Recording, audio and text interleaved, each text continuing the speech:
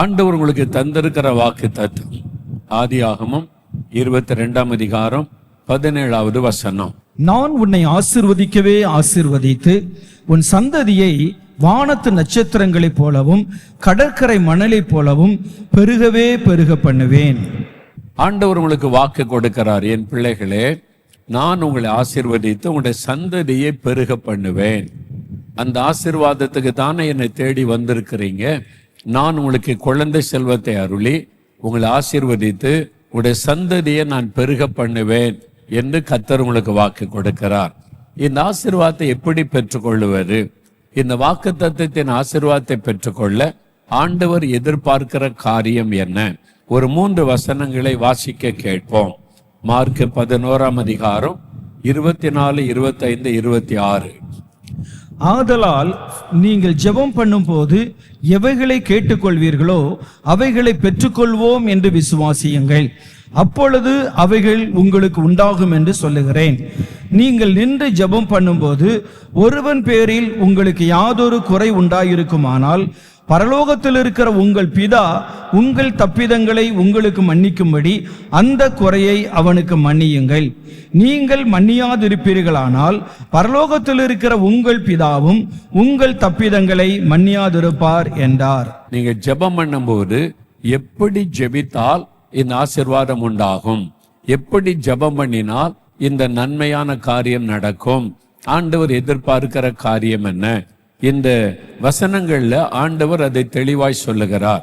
முதலாவது ஆண்டவர் சொல்லுகிறார், விசுவாசியுங்கள், பெற்றுக்கொள்வோம் என்று விசுவாசியுங்கள். நீங்க விசுவாசித்தால் அற்புதங்களை பார்ப்பீங்க. நீங்க விசுவாசித்தால் ஆசீர்வாதத்தை பெற்றுக்கொள்ளுவீங்க. நீங்க விசுவாசித்தால் நீங்கள் எதிர்பார்க்கிற அந்த ஆசீர்வாதம் உங்களுக்கு உண்டாயிருக்கும். அப்ப ஆண்டவர் முதலாவது எதிர்பார்ப்பது விசுவாசம்தான். அப்ப உங்களுடைய விசுவாசத்தின்படிதான் தேவன் அற்புதம் செய்ய முடியும். சில சமய சூழ்நிலைகளை பார்க்கும்போது விசுவாசிக்க முடியாத ஒரு சூழ்நிலை உண்டாகும். மருத்துவம் சொல்லுகிறது இந்த கர்ப்பத்துல குழந்தை உண்டாக முடியாது. மருத்துவம் சொல்லுகிறது உங்களுடைய கவுண்ட் குறைவா இருக்குது, கர்ப்பப்பையில சிஸ்ட் இருக்குது, உங்களுக்கு இந்த பிரச்சனை கர்ப்பப்பையில இருக்குது, இது ஜெனரேஷனா சில பாதிப்பு இருக்குது, அதனால உங்களுக்கு குழந்தை பெற வாய்ப்பு இல்லை அப்படின்னு மருத்துவம் சொல்லலாம். ஆண்டவர் சொல்லுவாரா, உனக்கு குழந்தை கிடைக்கிறது கஷ்டம் மகளே, நான் உன்னை ஆசீர்வதிக்கிற கஷ்டம் மகனே அப்படின்னு ஆண்டவர் சொல்லுவாரா? அவரால் எல்லாமே முடியும். எல்லா சூழ்நிலைகளையும் மாற்ற கர்த்தராலே முடியும். இந்த சூழ்நிலையிலும் உங்களுக்கு ஒரு குழந்தையை அருளி உங்களை ஆசீர்வதிக்க அவராலே முடியும். என்னாலே செய்யக்கூடாத அதிசயமான காரியம் ஒன்று உண்டோ என்று ஆண்டவர் கேட்கிறார். அவர் அதிசயங்களை செய்கிற தேவன். அப்படித்தான் உங்களுக்கும் செய்வார். இனி குழந்தை பிறக்காது, பிறப்பதற்கான வழி இல்லை அப்படின்னு சொல்லப்பட்ட உங்களுக்கு கர்த்தர் குழந்தை செல்வத்தை தரப்போகிறார். உங்களுடைய சந்ததியை பெருக பண்ண போகிறார். விசுவாசிங்க.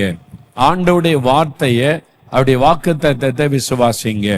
2வது மார்க் 11ஆம் அதிகாரம் 25, 26 வசனங்களை இன்னொரு முறை வாசிக்க கேட்போம்.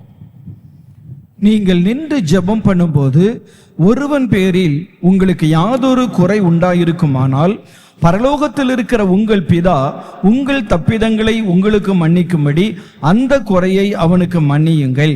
நீங்கள் மன்னியாதிருப்பீர்களானால் பரலோகத்தில் இருக்கிற உங்கள் பிதாவும் உங்கள் தப்பிதங்களை மன்னியாதிருப்பார் என்றார். முதல்ல இயேசு சொல்லுகிறார், விசுவாசிங்க. நீங்க ஜெபிக்கிற காரியத்தை பெற்றுக்கொள்ளுவோன்னு விசுவாசித்தால் அற்புதம் நடக்க, அந்த ஆசீர்வாதம் உண்டாகும். 2வது இயேசு சொல்லுகிறார், மன்னியுங்கள். உங்களுக்கு ஆசீர்வாதம் வேணுமா? மன்னியுங்கள் அன்று சொல்ல. யாரை மன்னிக்கணும்? யார் மீதாவது உங்களுக்கு ஒரு வருத்தம் இருக்குது, யார் மீதாவது ஒரு குறைவு இருக்குது, இவங்களால நான் பாதிக்கப்பட்டேன், இவங்க என் உள்ளத்தை காயப்படுத்திட்டாங்க, இவங்க என்னை அவமானப்படுத்திட்டாங்க, யார் மேலேயோ ஒரு வருத்தம் உடைய உள்ளத்துல இருக்கலாம். இயேசு சொல்லுகிறார், யார் மீதாவது உங்களுக்கு ஒரு வருத்தம் இருந்தா மன்னிச்சிருங்க. உள்ளுக்குள்ள வருத்தத்தை கசப்ப வைத்து கொள்ளாதங்க. அது ஜெபத்தை தடுக்கும், அது ஆசீர்வாதத்தை தடை பண்ணிவிடும். அதனால உங்களுக்கு வைத்திருக்கிற நன்மைகள் தடையாகும். அதனால மன்னியுங்கள் என்று இயேசு சொல்லுகிறார். உங்களை காயப்படுத்தி யாரோ பேசி இருக்கலாம், பக்கத்து வீட்டில் உள்ளவங்க, எதிர் வீட்டில் உள்ளவங்க, சொந்தக்காரங்க, அல்லது நண்பர்கள் அப்படின்னு சொல்றவங்க, அல்லது உங்க வீட்டுக்குள்ளே இருக்கிறவங்க, மாமியாரா இருக்கலாம், மாமனாரா இருக்கலாம், நாத்தனாரா இருக்கலாம், கூட பிறந்தவங்களா இருக்கலாம், என் சொந்த தாயே சில மகள்களை காயப்படுத்துறாங்க. யாரோ ஒருவரால நீங்க காயப்படுத்தப்பட்டு உன் புத்தினால் தான் உனக்கு குழந்தை இல்லை அப்படி கூட சொல்லி இருக்கலாம். நீங்க குழந்தை இல்லை வராத உங்களை ஒதுக்கி இருக்கலாம். அதனால ஒரு பாதிப்பு. ஏன் எங்களை இப்படி ஒதுக்குறாங்க, ஏன் இந்த மாதிரி எங்களை பரிகாசம் பண்றாங்க, வேணுக்குன்னே கேட்டு கேட்டு எங்களை துக்கப்படுத்துறாங்க, இப்படி யாரோ ஒருவரால நீங்க பாதிக்கப்பட்டிருக்கிறீங்க, உள்ளம் காயப்படுத்தப்பட்டிருக்குது. அதை மனப்பூர்வமா மன்னிச்சிருங்க. உள்ளத்துல இந்த கசப்பு, வெறுப்பு, பகை உணர்வு வேண்டாம். அவங்க பரிகாசம் பண்ணது உண்மைதான், காயப்படுத்தினது உண்மைதான். ஆண்டவர் சொல்றார், மன்னிச்சிருங்க. இயேசு சிலுவையிலே மரிக்கும் போது கூட தன்னை துக்கப்படுத்தி, அவமானப்படுத்தி, தன்னை நொறுக்கி, தன்னை கேவலப்படுத்தி சிலுவையிலே தொங்க வைத்து அவரை பரிகாசம் பண்ணி கொண்டிருக்கிறவர்களுக்காக, பிதாவே இவர்களுக்கு மன்னியும் என்று சொன்னார். அதே மாதிரி உங்களை வேதனைப்படுத்துறவங்களை மனப்பூர்வமா மன்னிங்க. ஆண்டவரே நான் மன்னிச்சிடுறேன். சிலருக்கு கணவர் மேலேயே வருத்தம், கணவர் சொன்ன ஒரு வார்த்தையினால கணவர் மேலேயே வருத்தத்தை உள்ளத்துல வச்சிருக்கிறீங்க. சிலருக்கு மனைவி மேல வருத்தம், அவங்க சொன்ன ஒரு கடினமான வார்த்தையினால இப்படி எல்லாம் தானே பேசினவள் அப்படின்னு உள்ளத்துக்குள்ள வருத்தம். ஆண்டவர் சொல்றார், மன்னிச்சிருங்க. ஒருவருக்கொருவர் மன்னிச்சிருங்க. உங்க கணவரை, உடைய மனைவிய, உங்க மாமியார, உங்க நாத்தனார, அல்லது உங்க கூட பிறந்தவங்களை, உங்க அப்பா அம்மாவை, நீங்க வேலை செய்யற இடத்துல மற்ற மனிதர்கள் உங்களை காயப்படுத்தினாங்க, வேதனைப்படுத்தினாங்க, அவங்கள இயேசுவே நான் அவங்கள மன்னிக்கிறேன், அவங்கள மன்னிக்கிற இருதயம் எனக்கு தாங்க, நான் மனப்பூர்வமா அவங்கள மன்னிச்சிடுறேன். ஆண்டவரே என் உள்ளத்தை விட்டு இந்த கசப்பை எடுத்து போடுங்க, நான் அவங்கள நேசிக்கணும், அவங்கள ஆசீர்வதிக்கிறேன்னு சொல்லி ஜெபம் பண்ணுங்க. அதனால யாரால நீங்க பாதிக்கப்பட்டீங்களோ அவங்கள மன்னித்து நீங்கள் ஜெபிக்கும் போது பாருங்க, தேவன் அதை கவனமாய் கேட்டு உங்களை ஆசீர்வதித்து மேன்மைப்படுத்துவார். அவங்க சிறுமைப்படுத்தினது நிமித்தம், உங்களை பரிகாசம் பண்ணினது நிமித்தம் உங்களை கர்த்தர் ஆசீர்வதித்து மேன்மைப்படுத்துவார். நீங்க மன்னிக்காவிட்டால் அது தடையாகிவிடும், உங்களுடைய ஆசீர்வாதத்துக்கு தடை. ஆண்டவர் ஜெபத்துக்கு பதில் கொடுக்க முடியாது. மன்னித்து ஜெபிக்கும் போது உங்க ஜெபத்துக்கு ஆண்டவர் பதில் தருவார். உங்களுக்கு அற்புதம் செய்து குழந்தை செல்வம் அருளி ஆசீர்வதிப்பார். அதுதான் ஆண்டவருடைய வார்த்தை. மூன்றாவது கடைசியாக அந்த மார்க் 11ஆம் அதிகாரம் 24, 25 வசனங்கள்ல 2 வசனத்திலும் சொல்லுகிறார், நீங்கள் ஜெபம் பண்ணும்போது, நீங்கள் நின்று ஜெபம் பண்ணும்போது. அப்ப ஆண்டவர் என்ன சொல்ல, நீங்க ஜெபிக்கணும். அதுக்குதான் ஆண்டவர் விரும்புகிறார். அப்ப நீங்க ஜெபித்தால் உங்களுடைய ஜெபத்துக்கு பதில் தருவேன். விசுவாசத்தோட ஜெபிங்க, மற்றவங்களை மன்னித்து ஜெபம் பண்ணுங்க, அப்போ நீங்கள் கேட்டுக்கொள்வது உங்களுக்கு அருளப்படும் என்று ஆண்டவர் சொல்லுகிறார். 1 சாமுவேல் 1ஆம் அதிகாரம் 10ஆம் வசனத்துல அன்னாள் என்கிற ஒரு பெண், அன்னாளுக்கு குழந்தை இல்லை, நல்ல கணவன், அன்பான கணவன், தன்னுடைய மனைவியை துக்கப்பட விடாமல் ஆறுதல் படுத்துகிற கணவன். ஆனா குழந்தை இல்லாததுனால பரிகாசம் பண்றாங்க, நிந்திக்கிறாங்க, அவமானப்படுத்துறாங்க. அதனால வேதனைப்பட்டு சாப்பிடாம அழுதுகிட்டே இருப்பாளாம். தூக்கம் வரல, சாப்பிட முடியல, எனக்கு மட்டும் ஏன் குழந்தை இல்லை, எனக்கு மட்டும் ஏன் குழந்தை இல்லை, எல்லாரும் என்னை பரிகாசம் பண்றாங்க, கேள்வி கேட்கிறாங்க, நிந்திக்கிறாங்க. சாப்பிடாம அழுதுகிட்டே இருப்பா, சாப்பிட மனம் இல்லை, தூங்க முடியல, தன்னை நினைத்து அழுது கொண்டே இருப்பாள். ஒரு நாள் பார்க்கிறா, எவ்வளவு நாள் இப்படியே நான் அழுது கொண்டே இருப்பது, இதற்கு ஒரு முடிவு வேணும்ல. யார் முடிவை தருவது? கர்த்தராலே முடியும். அதனால தேவ சமூகத்துக்கு போகிறாள். ஆண்டவருடைய ஆலயத்துல போய் தேவனுக்கு முன்பாய் முழங்கால் படியிட்டு ஒரு ஜெபம் பண்றா பாருங்க. 1 சாமுவேல் 1ஆம் அதிகாரம் 10வது வசனம். அவள் போய் மனம் கசந்து மிகவும் அழுது கர்த்தரை நோக்கி விண்ணப்பம் பண்ணி, அவள் போய் மனம் கசந்து மிகவும் அழுது ஜெபம் பண்ணினாள். ஆண்டவரே என்னை நிந்திக்கிறாங்க, பரிகசிக்கிறாங்க, என்னால் இதை தாங்க முடியல, சாப்பிட முடியல, தூங்க முடியல, நான் பாதிக்கப்பட்டு போனேன். ஆண்டவரே தேவனே, எனக்கு ஒரு குழந்தை இல்லாததுனால இவ்வளவு கஷ்டம், அவமானத்தை நான் படுகிறேனே. அவள் மனம் கசந்து அழுது ஜெபித்தாள். உடனே கர்த்தர் இந்த ஜெபத்தை கேட்டார். அவள் அழுது ஜெபித்தாள். முதலாவதுடைய கண்ணீர் ஆண்டவருடைய பாதத்தில் விழுந்தது. இரண்டாவது அவள் எப்படி ஜெபிக்கிறாள்? அடுத்த வசனத்தை நீங்கள் பார்த்தால், தேவரீர் என்னுடைய சிறுமையை கண்ணோக்கி பார்த்து எனக்கு ஒரு ஆண் குழந்தையை கொடுத்தால் அந்த ஒரு குழந்தை நான் உமக்கே தந்து விடுகிறேன்.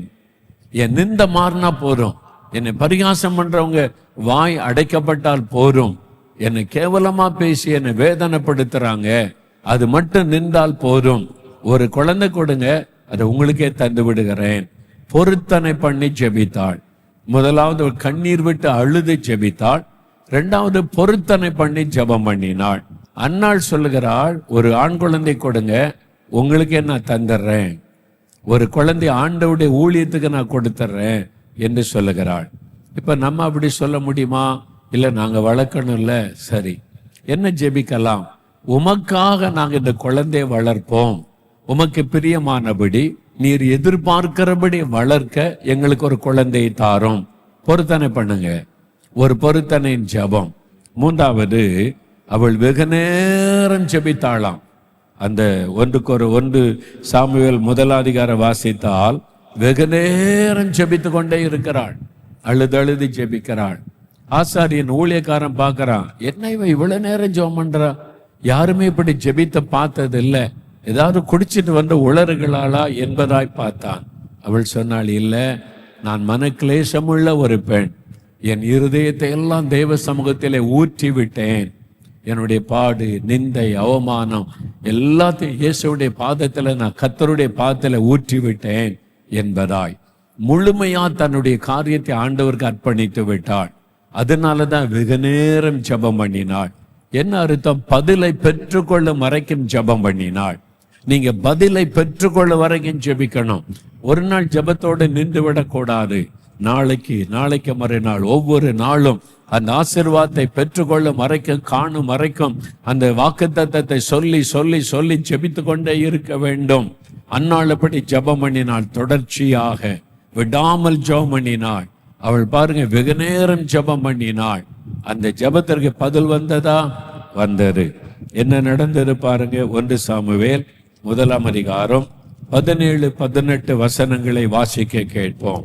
1 சாமுவேல் 1 17-18 வசனங்கள். அதற்கு ஏலி, சமாதானத்துடனே போ, நீ இஸ்ரவேலின் தேவனிடத்தில் கேட்ட உன் விண்ணப்பத்தின்படி அவர் உனக்கு கட்டளையிடுவாராக என்றான். அப்பொழுது அவள், உம்முடைய அடியாளுக்கு உம்முடைய கண்களிலே தயவு கிடைக்க கடவுது என்றாள். பின்பு அந்த ஸ்திரீ புறப்பட்டு போய் போஜனம் செய்தாள். அப்புறம் அவள் துக்கமுகமாயிருக்கவில்லை. அன்னாள் இதுவரைக்கும் துக்கமா இருந்தாள், எப்பமா அழுது கொண்டே இருப்பாள். எனக்கு குழந்தை இல்லை, எல்லாரும் நிந்திக்கிறாங்க, பரிகசிக்கிறாங்க, நான் என்ன பண்ணுவேன் அப்படியெல்லாம் சொல்லி சொல்லி அழுது கொண்டே இருப்பாள். இப்ப வெகு நேரம் ஜெபித்த உடனே ஊழியக்காரன் மூலமாய் கர்த்தர் பதில் கொடுக்கிறார்.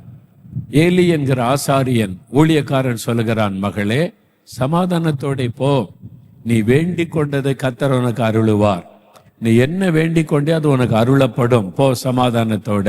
இப்ப ஜெபத்துக்கு பதில் வந்து விட்டாரு. நான் வேண்டிக் கொண்டதை கர்த்தர் எனக்கு அருளி செய்வார், ஆண்டவர் எனக்கு வாக்கு கொடுத்து விட்டார். இப்போ அவளுக்குள்ள என்ன ஒரு மாற்றம் காணப்படுகிறது? அதன் பிறகு அன்னாள் துக்கமுகமாய் இருக்கவில்லை. அது வரைக்கும் துக்கமா இருந்து அழுது கொண்டே இருந்தா. எல்லாரும் அழுமூஞ்சி அன்னாள் அல்லது துக்கம் நிறைந்த அன்னாள் அப்படிதான் சொல்லி இருப்பாங்க. இப்ப ஹாப்பியா இருக்கா, சந்தோஷமா இருக்கிறா. இப்போ வீட்டுக்கு போனா கிராமத்தில் இருக்கிற மக்கள்லாம் பார்த்தா, அன்னாள் இப்படி இருக்க மாட்டாளே, எப்பவும் அழுதுகிட்டே இருப்பா, எப்பவும் மூஞ்சி உம்மனி வச்சிருப்பா, துக்கமா இருப்பா, எனக்கு மட்டும் என் குழந்தை இல்லை, ஆண்டவருக்கு ஏன் என்ன மட்டும் இப்படி கைவிட்டுட்டார் அப்படிலாம் ஏதாவது பேசுவா. இப்போ ஒண்ணுமே இல்லை, சந்தோஷமா இருக்காளே. கூப்பிட்டு கேட்ட, அன்னாள் இங்க வா, என்னது என்ன நீ எப்பவும் மூஞ்ச உம்மனி வச்சு எப்பவும் சோகமா இருப்ப, இப்ப சந்தோஷமா இருக்கிற, என்ன குழந்தை உண்டாயிட்டியா? இல்ல, ஆண்டவர் எனக்கு தரப்போகிறார், எனக்கு வாக்கு கொடுத்து விட்டார். விசுவாசம். அல்லேலூயா. அவளுடைய விசுவாசத்தினாலே இன்னும் குழந்தை உண்டாகிறதற்கு முன்பாகவே சந்தோஷமாயிருந்தாள். அதுக்கு என்ன அர்த்தம்? நான் பெற்றுக்கொண்டேன், ஆண்டவர் என் ஜெபத்துக்கு பதில் தந்து விட்டார், கற்பத்தின் ஆசீர்வாதத்தை பெற்றுக்கொண்டேன். இப்போ மகிழ்ச்சியோடு விசுவாசத்தை அறிக்கையிடுகிறாள். கர்த்தர் அன்னாளை கடாட்சித்தார், அவள் ஒரு ஆண் குழந்தை பெற்றெடுத்தாள் என்று வேதத்திலே பார்க்கிறோம். அல்லேலூயா. விசுவாசம். அழுது ஜெபித்தாள், பொருத்தனை பண்ணி ஜெபித்தாள், பதிலை பெற்றுக்கொள்ளும் வரைக்கும் ஜெபம் பண்ணினாள். அப்புறம் விசுவாசத்தை வெளிப்படுத்தினாள். விசுவாசம், நான் பெற்றுக்கொண்டேன், ஆண்டவர் ஆசீர்வதிச்சினார். இன்றையிலிருந்து நீங்க துக்க முகத்தோடு இருக்கக்கூடாது. எங்களுக்கு குழந்தை இல்லையே, எங்களுக்கு மட்டும் தரலையே, இந்த வார்த்தை சொல்லவே கூடாது. கர்த்தர் எனக்கு தந்து விட்டார், நாங்க பெற்றுக்கொள்ள போகிறோம், எங்களுக்கு வாக்கு கொடுத்து விட்டார், என் சந்ததி பெருக பண்ண போகிறார். விசுவாசத்தோட அறிக்கையிட்டு துதித்து கொண்டே இருக்கணும். அப்போ அந்த அற்புதம் நடப்பதை நீங்கள் காண்பீர்கள். அல்லேலூயா. இன்று முதல் நீங்கள் ஆசீர்வதிக்கப்பட போறீங்க. இன்றைக்கு கர்த்தருடைய கரங்களை தொட போகிறது. இன்று முதல் கற்பத்தின் ஆசீர்வாதம் உண்டாக போகிறது. உங்களுடைய சந்ததி பெருக போகிறது. ஆமென். முதலாவது ஆண்டவர் எதிர்பார்ப்பது விசுவாசம். நான் இயேசுவின் பாதத்தில் வந்திருக்கிறேன், அவர் எங்களையும் ஆசீர்வதிப்பார், எங்கள் சந்ததியை பெருக பண்ணுவார், என்னுடைய சந்ததி ஆசீர்வதிக்கப்படும், நான் விசுவாசிக்கிறேன் அப்படின்னு முதல்ல விசுவாசத்தை அறிக்கையிடணும். 2 நிமிஷம் கரம் வைத்து ஜெபம் பண்ணுங்க.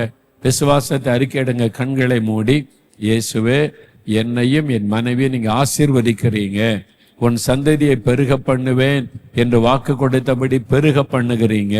நான் விசுவாசிக்கிறேன், நான் விசுவாசிக்கிறேன்.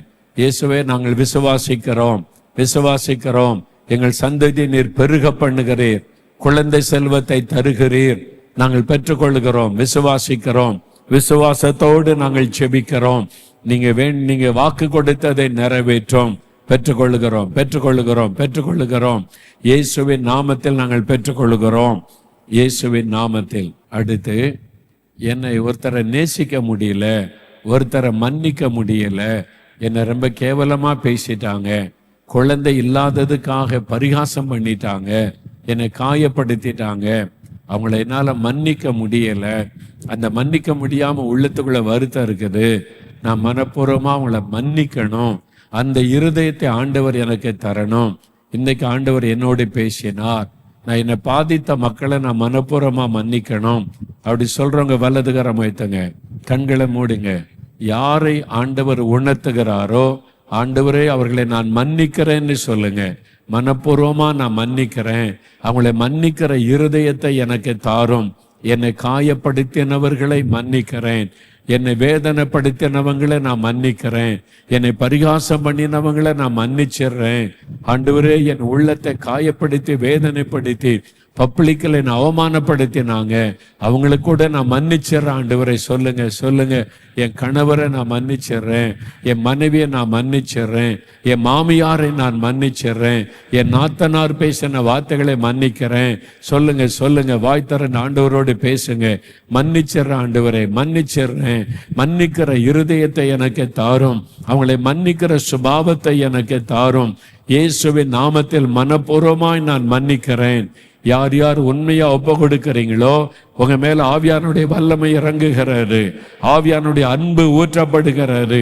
மன்னிக்கிற இருதயத்தை கர்த்தர் உங்களுக்குள்ளே தருகிறார், மன்னிக்கிற ஆவியை உங்களுக்குள்ளே ஆண்டவர் வைக்கிறார். Thank you Lord. தடைகள் விலகி கொண்டிருக்கிறது, ஆசீர்வாத தடைகள் விலகுகிறது. நீங்கள் மன்னிக்க மன்னிக்க மன்னிக்க ஆசீர்வாத தடைகள் எல்லாம் விலகுகிறது. ஆண்டவர் அற்புதம் செய்ய ஆரம்பித்து விட்டார். இப்பொழுதே அவருடைய வல்லமை வெளிப்பட ஆரம்பித்து விட்டது. நீங்கள் ஜெபிக்க ஜெபிக்க ஆண்டவருடைய கரம் அற்புதம் செய்ய ஆரம்பித்து விட்டது. நீங்க ஜெபிக்க ஜெபிக்க விடுதலை, ஜெபிக்க ஜெபிக்க விடுதலை உண்டாகிறது.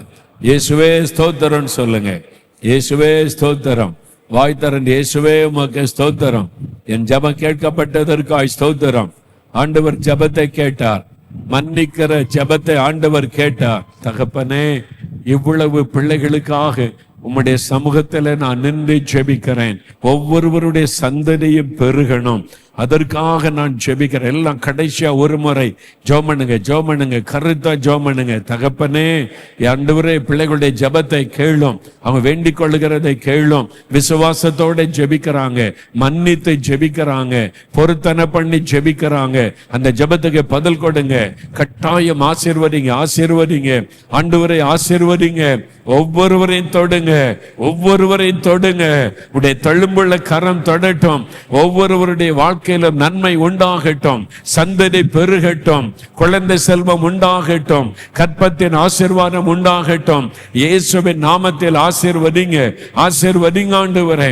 ஒவ்வொருவரையும் தொட்டு ஆசீர்வதிங்க. ஒவ்வொருவருக்கு குழந்தை செல்வம் உண்டாகணும், ஒவ்வொருடைய சந்ததியும் பெருகணும்.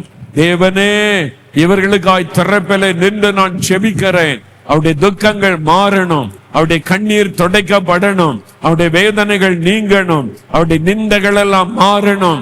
அவருடைய கண்ணீரை துடைப்பீராக, வேதனைகளை மாற்றுவீராக.